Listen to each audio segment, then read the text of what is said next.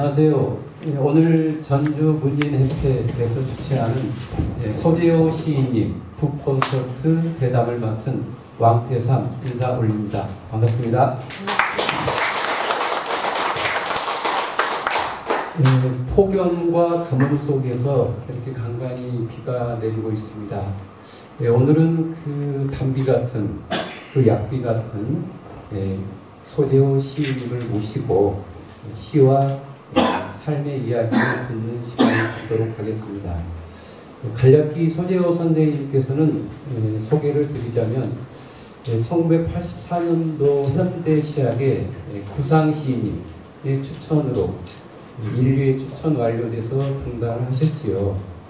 그 후 약 10년 후에 첫 시집 이명의 갈대가 93년도에 이렇게 나옵니다. 제가 선생님으로부터 예전에 선물 받았던 이명의 갈대, 선생님의 모습 보이십니까? 좀 고독하게 보이신가요? 네. 그 후에 쭉 이제 8번째 시집이 최근에 나비 선율의 시가 이렇게 나왔습니다. 네, 또 소재호 선생님께서는 평론가로도 활동하시면서 약 100여 편의 평서를 또 지으셨고 오랜 35년간의 또 교단 생활 이후에도 수많은 문학적 후학들을 양성하고 계시지요. 정말로 아름답고 향기로운 우리 문단의 큰 시백이 아닐 수 없습니다. 나머지 설명을 해드리자면 한도 끝도 없고 눈이 부실 것 같아서 이만 선생님을 모시도록 하겠습니다. 선생님 안녕하세요. 네, 감사합니다. 그동안 가끔 뵙고 배웠어도 항상 선생님을 뵈면 새롭고 또 낯설기만 합니다. 네. 다시 한번 제 8시집 상대를 축하드립니다. 네.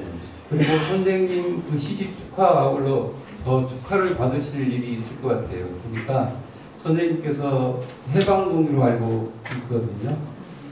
그래서 선생님 태어나셔서 해방이 된 걸로 알고 있어요. 그래서 금년이 선생님의 탄신 80주년이십니다. 한 박수로 한번 다시 한번 선생님께 쳐주세요. 수많은 그 문단에서 선생님을 문단의 사표, 또 우리 교단의 사표로 이렇게 모시고 있는데 오늘 선생님께서 이제 시집을 가지고 오셨잖아요. 그래서 어찌 보면은 선생님은 한 마리 나비가 되셨고 우리는 선생님의 나비를 몸짓으로 연접하는 하나의 꽃밭이 되었어요. 선생님 오늘 꽃밭이 좀 어떠신가요? 네, 아주 좋습니다. 어떤 꽃이 좀 마음에 들어요? 모든 분이 꽃입니다. 네, 아마 오늘 푸대접 받지는 않으실 것 같아요. 우리 소재호 시인님의 인사 말씀을 듣도록 하겠습니다. 네. 이런 자리를 마련해 주신 전주 문인협회 김현조 회장님 참 뜻있는 행사를 해요. 되게 시집 내고 그러면은 허전하거든요. 누가 알아주지도 않고 돈도 안 되고 집 식구들한테는 비난받고 그래요. 돈만 쓰니까. 이런 일을 챙겨주신다는 거는 문인을 챙겨주니까 사실은 우리끼리 잘 노는 거죠. 문화하는 일도 노는 일이니까. 그래서 참 의의가 있다. 그런 생각을 감히 해봅니다. 우리가 처음 이런 행보에 임한 게 아니라 그 전에 몇 번 쭉 해온 거 압니다. 그 신문에 발표됐기 때문에. 그 서정주 말씀이 있죠. 나를 키운 건 8월이 바람이다. 제가 이 자리에 이렇게 성장한 동의는 여러분들은 8월입니다. 저에게는. 여러분들로 인해서 제가 이 자리에 있게 되었습니다. 이분이 상당히 초과되신 것 같은데 시간 낭비를 좀 시간 낭비를 해야 할 거예요. 이번에는 그 선생님의 시인이 된 그 동기랄까요? 네, 올해는 그 35년간 교단에 계시면서 등단도 하셨고 또 두 번째 시집까지 성결을 하셨어요. 아마 그 교단에 계시지 않았으면 아마 선생님께서 아마 전업작가의 꿈을 꾸지 않았을까 저는 이런 생각을 가져봅니다. 네, 보통 사람들은 그 시인을 만나면 따지듯 왜 시인이 되었냐고 네. 궁금해하거든요. 그 선생님의 시인이 된 계기를 좀 부탁드립니다. 예. 순천서 중학교를 다녔어요. 병설 중학교. 그 병설 중학교 나오면은 이제 고등학교는 사범학교를 지나가게 되잖아요. 근데 그 제가 학교 다닐 무렵에 사범학교가 없어져 버렸어요.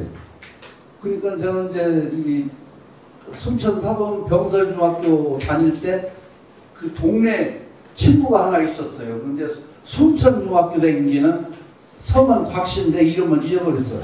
과감무게. 그 문학 얘기를 늘 해요. 그 무슨 책이 좋다 읽어봐라. 그때 그 애가 추천한 책들이 한 명작들, 동서고금의 널리 해감되는 그 가령 그 바람과 함께 사라지다, 뭐 파우스트, 젊은 베르트의 슬픔, 무슨 뭐 그런 책들이에요. 또 이광수 전집, 뭐 흑인 문학 전집, 뭐 일본 전후 문학 전집 막 이런 것들 막 읽어요. 그 중학생인데 저는 아마 까막눈인데 너는 어떻게 그런 걸 아느냐? 누나가 저 순천 여고 다녔는데요. 그냥 문학 소녀였던가 봐. 그 책을 다 읽고 동생한테 그걸 권장하는 거예요. 너도 이 책 읽어라. 그럼 그걸 저한테 전해줘요. 그래서 그러냐? 하고 따라 읽었어요. 따라 읽어. 학교 도서관에 책이 많잖아요. 거의 그걸 빌려다 읽었어요. 썸녀보다시피. 나중에는 이제 그 헌책방에서 보는 무협지 또 거기에다가 이제 정신을 쏟아가지고 무협지도 팍 읽었죠. 그 학생증 몇 개 넣고. 그때는 문단 데뷔하는 게 참 어려웠어요. 엄청. 우리 지역에서는 문단은 그 잡지나 이런 거 있도 않고 서울에 가야 하는데 어서 없이 현대문학이라든지 이런 데 이제 비웃거리고 근데 그 참 어려웠는데 그 대구에 신동집 계명대학 교수가 있는데 현대문학과 관련이 있어요. 그분한테가 최영 선생님을 따라서 가기도 오고 현대문학에 데뷔시켜보려고 뭐 선물 꾸러미 싸갖고 가고 막 그랬어요. 우리가 안 되고 결국 이운영 선생님이 소개한 부상 선생님이 이제 이렇게 만나게 돼가지고 그때는 초회로 등단이 완료된 게 아니라 1회 몇 번 거쳐요. 그래서 추료라는 말을 써요. 완료랄 때로 추료. 그래서 1회로 등단한 게 아니라 그래가지고 부상 선생님이 이제 저를 현대 시학에 길을 대줘갖고 거기에 이제 주관하신 분이 전봉건 선생님이라고 1세대 다 군인들 알아주는 분들이죠.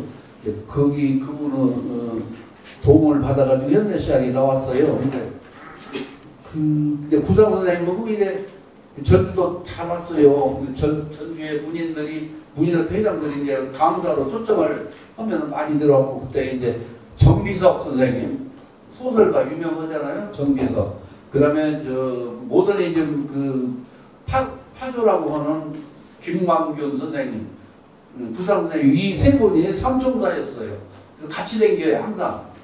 하여간 그 부상 선생님 덕으로 문단에 데뷔하고 그분들 아까 말하는 그 존귀한 그 조나무 어른들과 교류도 따라다니고 그런 일자리였어요. 그래서 그 문단 등단하는 시기가 참 어려울 때 그 현대시학으로 왔는데 지금도 현대시학은 살아있고 지금 그 잡지들이 많이 죽었잖아요. 뭐 폐간되기도 하고 지금도 살아있어요. 현대시학은. 좀 옐로우 카드를 받으셔야 될 것 같습니다. 시간 안배를 좀 잘 부탁드리겠습니다. 선생님. 제가 오늘 좀 짧은 시간에 아마 하실 말씀 많겠지만 다양한 맛을 좀 분명할 수 있도록 시간 안배를 잘 부탁드리고요. 선생님의 어떤 시인이 된 계기 또 중학교 시절에 어떤 그 문학 소년으로서의 그런 경험 그리고 우연의 어떤 만남 위대한 소설가와 시인들의 만남을 통해서 시인이 되셨다는 그런 말씀을 들었습니다. 최근에 선생님께서는 이제 고향에 내려가셨다는 소식 금년봄이죠. 그래서 고향에 있는 제각을 리모델링해서 선생님께서 이제 집필 활동에 좀 전념하고 자 고향에 내려가셨다는 그런 소식을 들었습니다. 그 말씀 고향 소식을 좀 전해주시면 고맙겠습니다. 예. 제가 참 행복하게 살았어요. 첫째 행복 하나를 치라면은 좋은 분들 많이 만났어요. 사람 인덕과 인복을, 인복과 인덕을 구분하더라고요.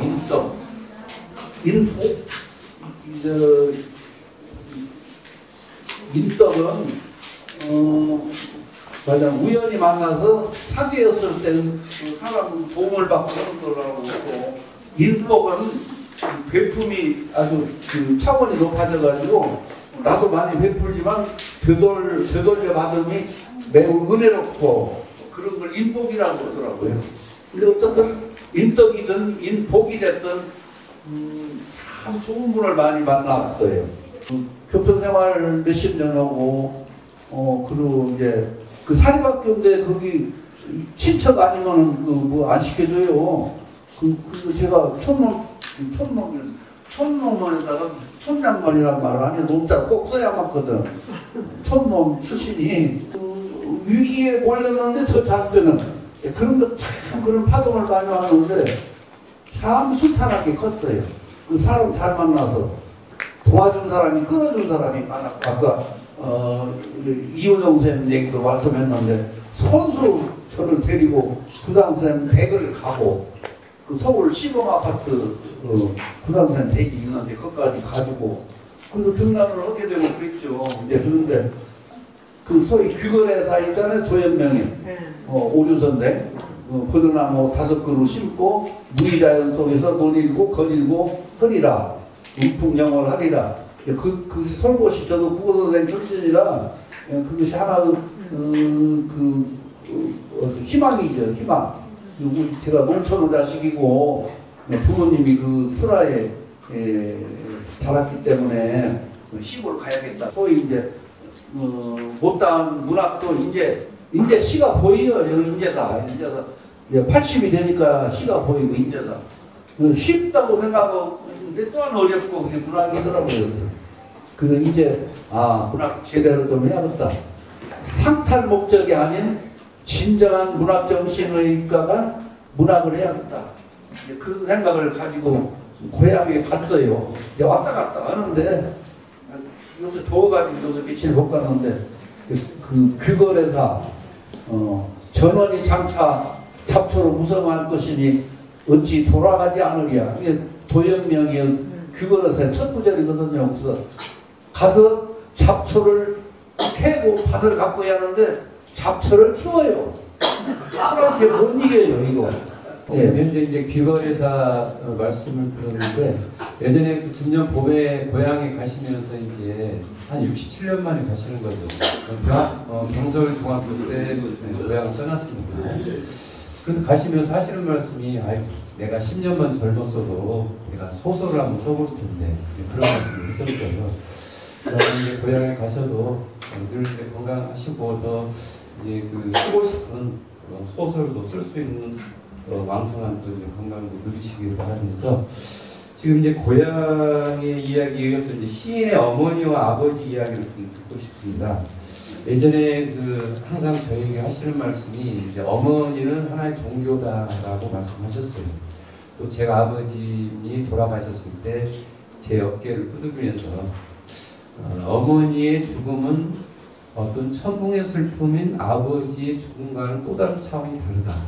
그래서 시인님께서는 어머님에 대한 모성에 대한 남다른 애정, 또 어떤 신념 같은 그런 느낌을 저는 받았어요. 선생님의 어머니, 또 아버님 이야기 잠깐만 들려주시기 바랍니다. 소설가 이청준인가가 어머니라는 말만 들어도 벌써 눈물이 난다. 그런 명언이 있어요. 한국의 어머니는 다 모두 예외 없이 눈물이요, 눈물. 그게 어떤 사람 시가 있어. 어머니 경. 어머니는 경서예요. 경전할 때 코란처럼 불경이든 경이다. 어머니는 경이다. 근데 지금 여기 계신 시집도 많이 내시고 다 아는데 어머니 시가 다 있거든요. 그리고 지금도 어머니를 극구 효심을 다해서 공경하고 있는 분도 내가 알아요. 아주 참 훌륭하신 분이는. 저는 이제 어머니를 여의고 나니까 아버지는 빼볼 거예요. 아버지는 뭐 멀리 계신 은하수 건너편에 소몰이 하는 경우잖아요. 그 직녀는 배만짠 우리 옆에 있는 어머니고, 그 아버지 얘기까지 하면은 그건 존경하는 얘기는 아니고 아버지한테 존경하는 건 아닌데, 그 신석정 선생님 시에도 어머니 그 먼 날을 알았습니까? 어머니는 자연이다 그랬어요. 그 보디르 얘기는 자연은 신전이다. 그리고 또한 어머니다. 그런 거 있어요. 이 자연 이꼬르 신성화 이꼬르 어머니. 이런 그 어떤 등식이 성립을 해요. 이건 동서고금 얘기요. 근데 특히 우리 한국적인 거는 그 어머니라는 존재가 하늘 같아요. 하늘이면서 땅이죠. 그게 우리 한국 사람 민족성은 그 어머니의 모성애 속에서 길러졌다. 이렇게 감히 말하고 싶어요. 제 어머니는 미신을 억수로 잘 믿었어요. 미신을 믿어요. 얼마나 경건하게 믿었는지 모르. 근데 지금 그때는 이제 어린 시절은 약간 경멸이라고 할까? 마음속으로 존경스럽지 못하는. 근데 지금 생각하니까 아주 그 대목이 존경스러웠어요. 아, 문학은요, 그 애니미즘이라든지 토템이라든지 샤머니즘이라든지 이런 것들에 근저하거든요. 꼭 유물선이나 요새 기독교나 뭐 도교나 이런 것보다도 미신이 더 우리 주변에 있어요. 우리 주변에. 밤길 가다가 왈칵 만나는 두려움, 그것도 미신이죠. 산신령 얘기하고, 신선사당이네. 도학에서 말하는 거지요, 다. 유불선이라는 고귀한 종교 말고도 우리 주변에 그 미신이라는 거는 탁월한 문학적 소재이기도 해요. 그 어머니에게서 저는 그런 것을 물려받았다 이런 생각을 해요. 국민학교도 안 나왔죠, 우리 어머니 아버지는. 그 큰 상은 다 탔어요. 그 효도상, 군수한테서 주는 그런 거 타고. 근데 저는 이제 부여했죠. 돌아가시고 나니까 참 나이 들어가니까 더 눈물이 나고. 그리고 지금 묘소지기를 해야 고향에 들어가서 딸마다 묘소 가서 봐요. 부모님은 이제 무식했는데 무식한 것이 존경 여부를 결정한 게 아니더라고요. 그건 절대 아니에요. 저는 사람을 대접할 때 무식한 것 같고 그 판별하는 그런 생각을 지웠어요. 우리 어머니같이 무식하고 아버지같이 배운 데 없지만은 위대하게 살았거든요. 사람들을 경영하기 남에게 베풀었지 어떤 짓 안 했고. 근데 그러니까 삶의 근본을 지켰죠. 근데 그 일본 사람이 지은 저서에 오무라 귀족 그 이름 외우려고 애먹었어요. 오늘 와서 써먹으려고 외웠어 또. 오무라진다 그렇게 안 잊어버려. 오무라 귀족이라는 사람이 쓴 책이 있는데 한국인은 한국의 조선 사상사 아주 그 5,000년 역사를 끝으로 본 관통한 그 관점에서 그 피력한 역사서라고 그 사상 전집이에요. 얼마나 탁월한가 우리 민족을 들여다보는 그런 저서인데요. 그 아주 베스트셀러가 됐어요. 우리나라에. 근데 서울에 와서 서울대학교에서 8년간 근무하면서 한국을 진심으로 연구를 한 사람이에요. 우리가 일본 사람 싫어하잖아요. 근데 우리 한국을 많이 연구한 사람이 일본인 사람들이에요. 우리보다. 우리가 일본 연구한 사람 숫자가 얼마 안 돼요. 우리보다 10배 넘어요. 한국을 연구하는 일본인들이. 우리나라 향가나 향찬 문자도 일본 사람들이 먼저 연구했죠. 우리는 그 뒤에서 양주동 박사 계시 따라갔지만 어쨌든 우리 한국을 연구한 그 책자인데 그걸 꼭 소개를 해드리고 싶어요. 이 자리에서. 왜 임진왜란 있잖아요. 거센 그 외환을 갖다가 그 다락된 힘으로 물리친 이겨낸 우리 민족의 저력. 그것이 꼭 임진왜란 때만 있었던 게 아니라 거란적 침략, 수양제, 수문제, 전작, 당나라 침략 거대한 외국 침탈을 받죠. 일본 제국에도 그러고. 근데 그 약소국가인데 우리가 덕이 지켜내고 그 언어를 또 따로 가지고 있었고 그 정신체제가 무너지지 않게 오늘날까지 온 것을 규명하는 책이요. 지금 그 내용이. 그래서 첫 번째 한국인은 특성을 순수성을 치더라고. 순수란 거는 그 순백이라든지 순수 그 어떤 오염되지 않는 뭐 그런 정신 뭐 이런 건데 한민족의 특수한 순수성이 있다는 거예요. 순수성. 그 설명이 참 어렵더라고요. 저도 그 책은 읽었지만. 또 하나는 연대성을 연대성. 서로 싸움으로 사색단전이라든지 평온할 때는 서로 투쟁하고 경쟁하고 다투고 막 그런 환경이다가 큰 외침이나 외적을 대해서는 같이 연대하는 그것이 아주 응집되는 그런 힘을 갖추더라 그런 얘기. 그게 어디서 오냐? 그것을 이제 쭉 사람적으로 연구하는데 최채원 선생도 예를 들었는데 그 신라 때 원효 대사의 원용 회통이라는 사람, 원효 대사가 위대한 분이에요. 우리가 불교 쪽인데 회통이라는 거는 각각 다른 의견들이 모아서 하나로 나아감. 오일해자 통할 통자예요. 그냥 한자만인데 원용은 이제 불교 용어죠. 원 중국어자 원. 그다음에 융합할 그게 원용 시계것처럼 둥글둥글한 생성하는 거예요. 생성. 선순환이죠. 생으로 나가는.